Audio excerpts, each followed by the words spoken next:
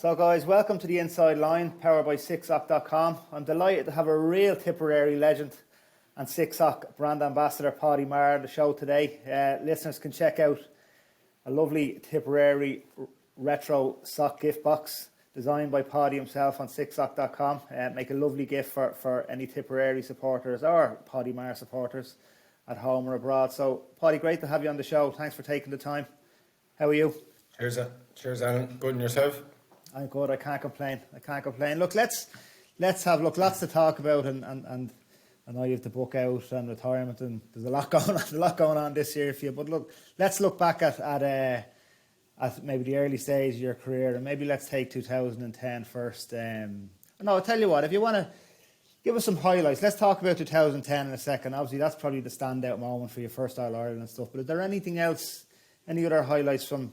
Lots of highlights, I'm sure, but anything else that stands out for you that comes to mind? I suppose, sure, Alan, them days you're speaking about there, 2010, I was lucky enough then in 16 and 19 as well to, I suppose, get to the Holy Grail, as they call it. So them days are obviously going to be above and beyond probably all the other moments, I suppose, actually, my first year playing with on the team in 2009, it was the year of the centenary in the GAA. It was 125 years, so a lot of the games were actually played in Thurles. So I got to play in my first Munster final. It was in Thurles, which has been very unusual because usually you go to neutral venue. So I suppose to play your first Munster final in your hometown and win it, packed. That day will always stand out in my mind. The stadium was heaving, blowing Semple Stadium, and just to win as well, so that's another good memory as well, but the big days, Croke Park, it's hard to beat them now, to be fair. Yeah, in 2010, look, I suppose for myself, it took me 10 years to get there. You were 2 years in at that stage, Kilkenny going for 5 in a row, and look, it's been well spoken about, but that was, and then the following week to win an under-21, or you captained the 21s, that was a remarkable week for Tipperary and for yourself. Yeah, that was just surreal, the whole week, to win the senior and all the, I suppose, the joy and celebrations after that, but we had to kind of knuckle back down on the Tuesday night again and get ready for the following Saturday. And you're again so lucky to have to play the final in Thurles again and to be captain of the team. And it was just a pure carnival atmosphere. Even before the game, we were arriving into the stadium that day. It was just all the celebrations were just carrying on, and the energy was just carrying on from the previous week in Croke Park, and it was just an amazing week. And again, to live long in the memory. And it's even looking back now to give you chills down your neck thinking about the week. So it was what dreams are made of, really. Yeah, and that must have been difficult. I know winning my first All Ireland in 2011, the week after, to have to go from the highs of that and to get back into training. I know you have an All Ireland 21 final to look forward to, but that must have been. How many of the 21 team were on the 2010 panel, senior panel? Jesus, I think there was definitely about 7 or 8, maybe 9 of a crossover off the senior panel. So it was a fair chunk of it. Was it difficult to come back down to earth, to get back training on the Tuesday? My head didn't come above water until about the Wednesday after the All Ireland final. So much to get back training on Tuesday was a tough session on the Tuesday, I'd say. Yeah, I suppose it ran out the celebrations from the weekend from us, but no, would you believe, after winning the Senior All Ireland and the Tip hadn't won one in whatever it was, 9 or 10 years, and to beat Kilkenny the way we did. And we were inside in the dressing room at Croke Park that Sunday after the match, and everyone was, obviously celebrating, jumping around the place, going mad. And Liam Sheedy actually brought the whole group in together, and he said, "Well done," as everything. Next thing, he just straight away, he says, "There's 7 or 8 lads here, 9 lads that still have a job to do next weekend." So straight away he was, everyone was going mad after winning All Ireland, but he was nailing us, 7 or 8, 9 of us, to say, "Lads, look, it's grand, you can enjoy tonight, but you have a job to do next weekend." And that kind of set the tone, really, so we enjoyed obviously that Sunday and got home the Monday, and then we knew that we were back in for the Tuesday night to let the county go mad celebrating, but we had a job to do the following Saturday. Job to do, yeah. Has the say from that period towards the latter end of your career, has the prep for match changes in terms of gym, even lifestyle after games and stuff? Like, I would have noticed a big difference from the early stage. Now, it was a few years before you, 2002, but I would have noticed a big difference in terms of even how lads prepared, how they carry themselves after matches, lifestyle and stuff, to maybe the end of my career. Did you notice that yourself, or had that change started to be made already by 2009 when you started? Yeah, I suppose every year was getting more and more, I suppose, the science behind the game, recovery, nutrition. Every year it was just going up a notch. And like when I came in 2009, I would have said, geez, this is so professional. How is this going to get any more professional? But the teams just find ways and means every year, don't they? Like, and you would have seen it yourself. And like, going back to your question there, the latter stage of my career, definitely pre-match would have changed massively as regards, rest and recovery, going to ice baths, saunas, steam rooms, mobility, stretching. Like, I went from my first half of career doing no stretching or mobility to doing it every single morning in the second half of my career, and it was nearly like if I didn't do it, something was going to happen. That kind of way. That's the way mentally I was gone. Like, so it just changed dramatically, and it was just getting even more and more extreme every year. You were always trying to find ways and means of gaining that extra percent, whether it was pre-match, post-match, in the gym, fitness. You were always trying something, and oftentimes I probably took it too far at times and probably didn't help me that well. But yeah, Jeannie, there was a massive difference between the first half of my career and the second half of my career as regards preparation and recovery and all that. Yeah, it's huge for sure. Like, it was a remarkable career you had, to win 3 All-Irelands, 5 Munsters, 6 All-Stars, Yeah. Yeah, huge. 7 county titles, and so, like, I'm sure it was tough, as I know you've spoken about it already, but just to mention it quickly, to have to retire at 33, whilst you definitely still probably had a couple of years left in the locker, maybe even more than that. But I think for people all over, not just Tipperary, but all over Ireland, and like from a football background, you were the sort of player that people loved watching because of the way you played the game. It was all contact, it was up and down, you were like a fella that probably looked for hits as often as you could, and that, like, I think people love watching that kind of style of hurling. So it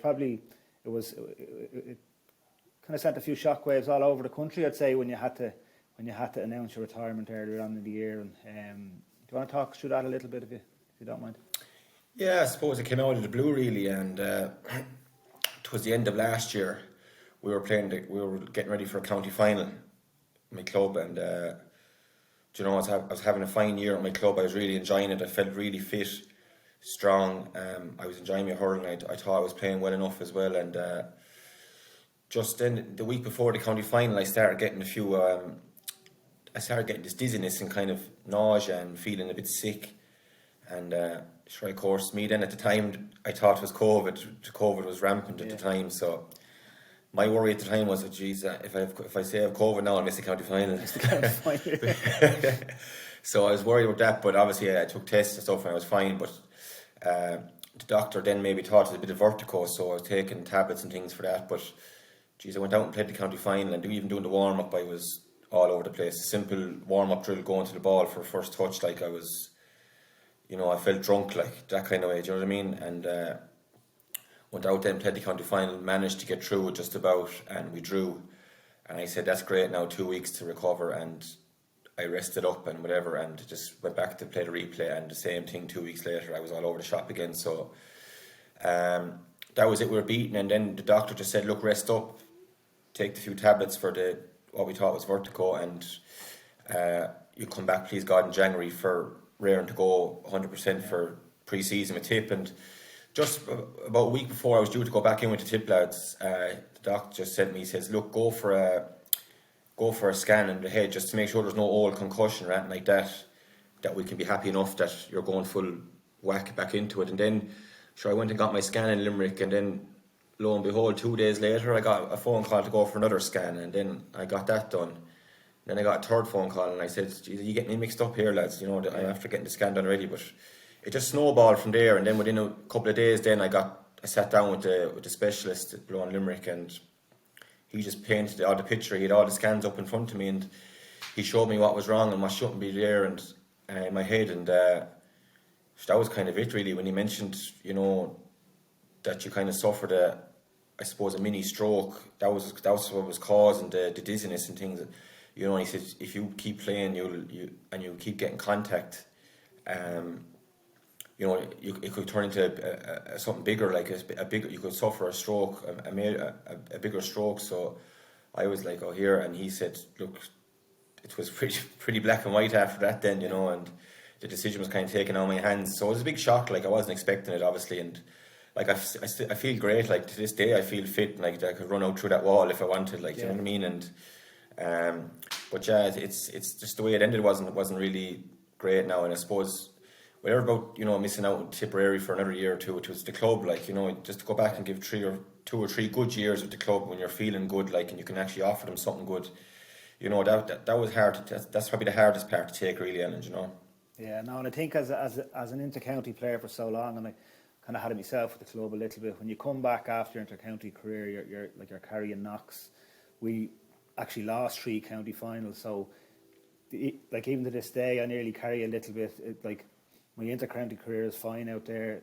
It went well in the end, but I still carry a little bit of guilt towards the club that maybe we didn't manage to win that kind of county final with the team that we had, and probably when you come back from your inter-county career, you're carrying a few knocks, you say. So that I understand how you feel with that. You thought you'd give 2 or 3 good years to the club, and then then you can't, and then you can't do that. But I suppose as the dust has settled now, and you've obviously had you've had a few months since. How have you found in terms of keeping fit and stuff? It's something I actually still struggle with. I always train for a reason, train because I was going back playing with Dublin, or you had a match coming up, whereas now all of a sudden you have to kind of keep yourself fit for yourself, and it's a big change for like I'd imagine for inter-county football and hurlers when they retire, and professional sports people and stuff. All of a sudden you have to train for your own lifestyle, and you've never done that before, even though it sounds so silly, but it's the reality. Yeah, I would have found it very difficult. Straight away, the first couple of months after I retired, I was like, now I'm a man that loves going to the gym, loves keeping fit. I always liked training, and straight away I was like, what? I've no real urge to go to the gym or go for a run, because what am I doing it for? And sure, the weeks and months passed, and I just found myself getting a bit. You'd find yourself getting down, and you'd be kind of half depressed, kind of saying to yourself, geez, like, what do I do, or where do I turn, or so I got back into it then again, and just I would have got programs done up for the gym and running and things like that, and I took part in a few half marathons and things like that, just to give myself a goal to something to aim for at the end of it, like, and that kind of helped. And thankfully to this day now I'm still keeping fit, and I try to go to the gym, or I go to an spinning class, or go for a run. There's always something you can be doing, and it's great for the head, even if you are feeling a bit all over the place at times, just to go out and get that hour exercise. I find it very beneficial. Whether it's at the start, I found it difficult to drum up the urge to go and do it, like, so yeah, it's very difficult when you have to go do it yourself. Usually you have someone, a strength and conditioning coach or a hurling coach, telling you to do so and so on a Monday, Tuesday, Wednesday, Thursday, etc. So to go from that to no one pushing you out the door to get it done, like, it was difficult, like, but no, it's important too to keep active and keep fit, because if anything, for the head more than the body, Yeah, when the wife or the girlfriend starts telling you that the belly's starting to show, that gets you out the door quick enough. Yeah, I found where the biscuit tin was in the house after I retired, so that was catching me. I couldn't begrudge you a few biscuits anyway. But look, and like, I suppose, to be fair to you, you've gone straight into management, and they often compare the under-21 team I was involved in. Declan Darcy and Jim Gavin retired in 2002 and went straight into coaching the Dublin under-21s the following year, and they were at the 21s for 8-9 years until they took the seniors. So they were literally 15 or 16 years on the go. They never even got a break in terms of a year or two to go back to the families or whatever to wind down after their inter-county careers. And they had long inter-county careers as well, similar to ourselves, like 12, 13 years. And you've done the same. You've gone straight in now with Liam Cahill into his backroom team. it's a fair commitment coming from playing, going through what you've went through over the last number of months to go straight back into a management team. But you just couldn't stay away, could you?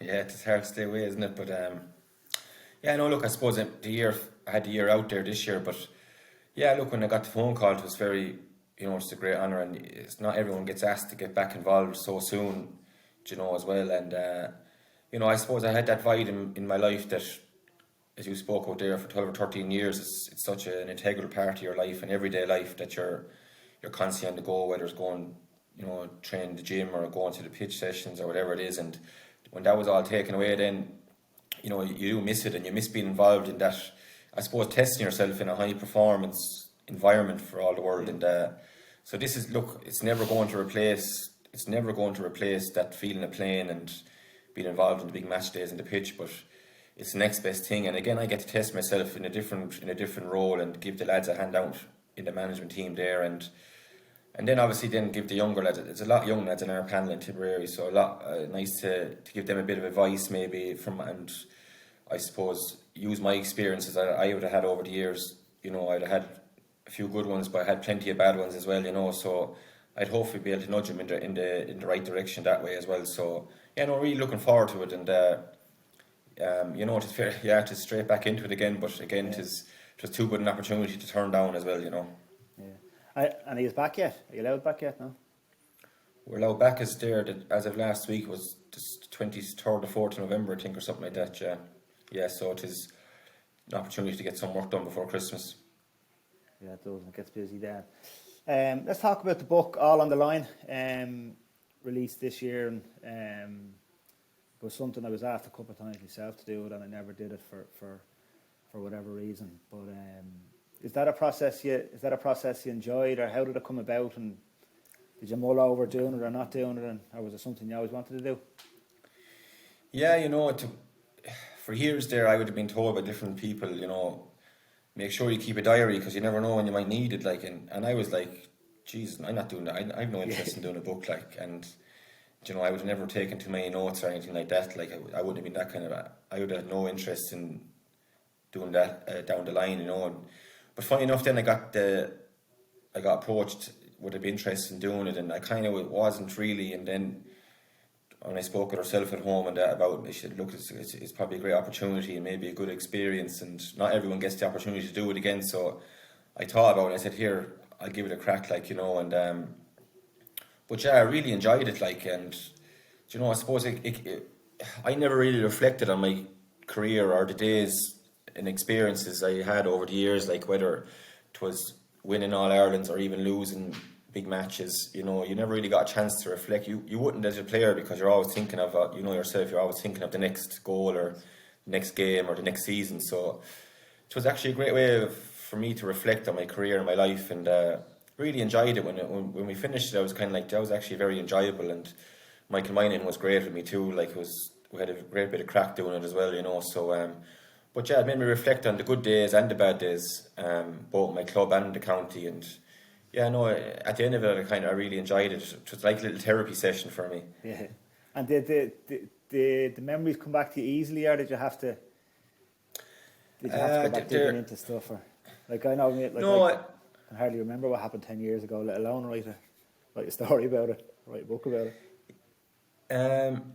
No, in fairness, it was fairly all fresh in my memory, and I suppose maybe that was the reason why I kind of got it done fairly soon, because if I left it any longer, probably a lot of the memories would disappear maybe. But no, I had a fair bit of it in my head, and again, Michael was very easy to work with. He'd point you in the right direction, and so no, it was fresh enough in my memory now. I probably, if I took the advice 10 years ago of taking notes in my diary, I kind of probably missed out on a load of stuff, but no, I think I got the main chunks of it in anyway. Yeah, we were the same. I was encouraged to write a diary. I wasn't great at it either. Remember actually? Yeah, no, it was nothing. It was nothing done for me now. Pillar Caffrey was in charge, and he after each game, this is early 2004, and he asked us to write. He said, after each match, write a recount of the match and how you thought the match went for you. And so I I think I wrote one after the first time he asked you. I think I wrote one in the car on the way out the train, sitting in the passenger seat with somebody, and he handed it up to him. And the next day at train, he calls me and he goes, "Have a look at that there." And he gave me Collie Moran's. Remember Collie Moran played for Dublin? Yeah. He gave me Collie Moran's report and compared it to my report. Collie Moran had about 4 pages written, and I had about 6 lines written about the match. It was never really my cup of tea either. Look, thanks very much, Paudie. It's good to chat. We'll just do a little quick fire round at the end, a few questions. I don't know if you saw the questions, did you? Were you putting you on the spot? I didn't know. I don't know what I'm getting here now. Put you at the spot now anyway. We can re-record anyway. Right? I have 6 questions, right? That not too bad. Your favourite Christmas gift received? My favourite Christmas gift received. All I get every year is boxer shorts, I know. Same as any bloke in around our age, yeah. Your worst Christmas gift received? You think of one? Jeez, I can't. Worst Christmas gift received? I can't think of that one now. Go on. Favourite Christmas movie? Sure. When I was younger, I suppose the Home Alones. Home Alone. Everyone's is Home Alone, yeah. Your favourite part of the Christmas dinner? I actually believe, I like having the sandwich after the dinner, a couple of hours after dinner, the cold meat sandwich and the brown bread is lovely. Your favourite boots? Should have Copa Mundials. Did you wear them right throughout your career, yeah? I would have swapped over and back, but I always kind of stuck with the Mundials were always pulled out on the big day, really. Yeah. If you could go for a pint with anybody in a non-sporting capacity, or that's not a sports person, who would it be? Not a sports person. That's a tough one now. Non-sporting.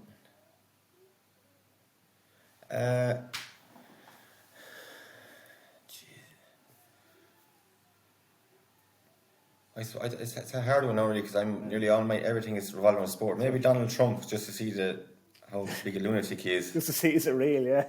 Yeah. If you could go for a pint with a sporting person, who would it be? There's so many, but I'd love to go with Tiger Woods. Tiger Woods, lovely. And if you could go to a sporting event that you haven't been to yet, what would the event be? Sporting event, I'd like to go to either the Masters golf in Augusta or Super Bowl. Yeah, super. The Masters is very popular. And lastly, we end every chat by asking our guest to nominate somebody to send out a gift box. So I presume we'll send out a Tipperary gift box on your behalf. If you want to nominate somebody, it can be a teammate or a friend or a family member, whoever you want, a person of your choice, and we'll get the lads to send it out this evening. A Tipperary, Jesus. I should have been lined up for these. I would have been organised. Tipperary gift box. A box of the socks to a person of your choice. Yeah, do you know who I'll send him to, because he launched my book and he was very good to me. It was Nicky English. Lovely Nicky English, yeah. Yeah. I know Nicky well, yeah. I met Nicky actually when my first child was born, Jamie, 2008. So it was 2009, and I was over in Spain, and I met Nicky in a bar in Spain in Marbella, and we were having a drink or two. We had a chat, and as he was leaving, he took something out of his pocket and he put it down without anyone seeing him. I saw him out of the corner of my eye. He put it down into the pram with Jamie in the pram down the side of the pram, and he walked off then. And I didn't know what he was after putting in, so I looked, and he was after putting €10 into it. And I never knew this, but seemingly it's like a superstition. When you meet a new baby for the first time, you put a few quid down into the side of the pram. So he put 10 quid into the side of the pram. So I think I spent it on a couple of beers then after that. And for sure, we'll get Nicky's address somehow. We'll send him out a box of the socks. Look, Pádraic, thanks very much for coming on. It's great stuff. No bother, lads. Cheers.